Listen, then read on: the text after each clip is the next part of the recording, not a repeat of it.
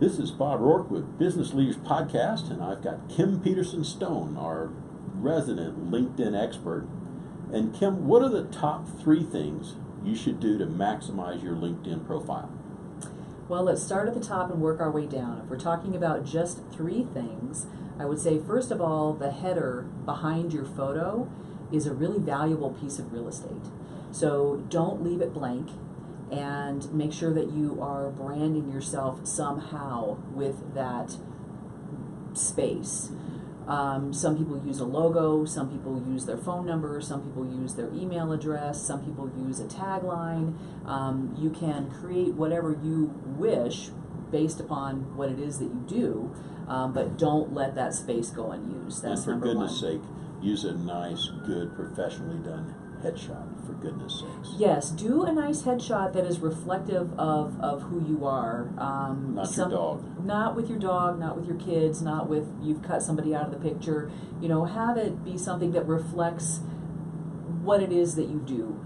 It doesn't have to be suit and tie in a boardroom kind of a thing, but it does need to be something that's kind of crisp and clean and people can tell who you are. Super. So we got the header done.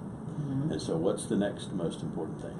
The headline is very important, and there are different schools of thought on this. There are people that say, let me do some sort of cutesy headline so I'll stand out.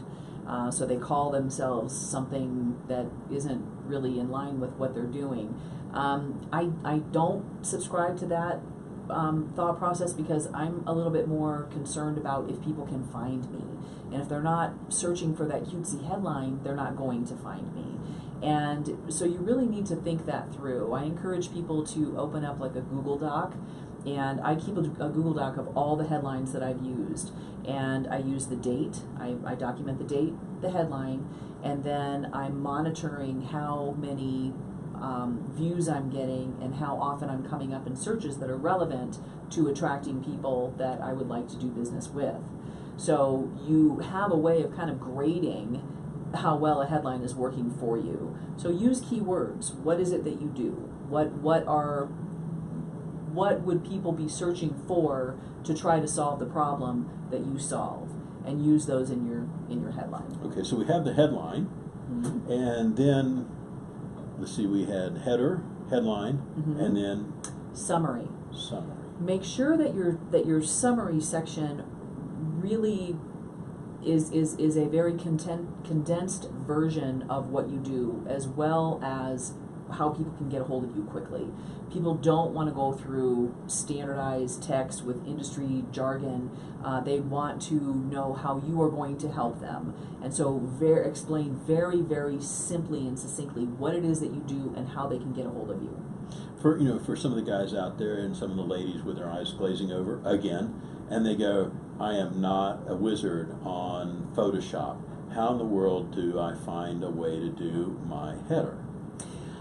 I direct people oftentimes to a resource, Canva. Canva is super simple, super easy to use, and it makes you look like a professional. It makes you look like a pro. It's canva.com.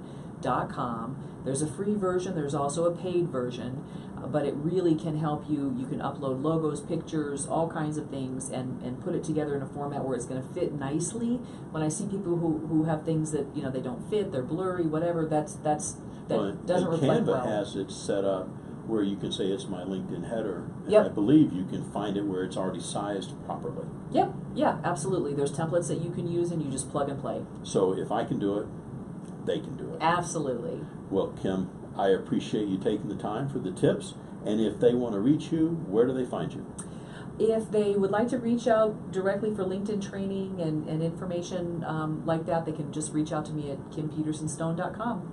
Cool. Thanks. Excellent. Thank you.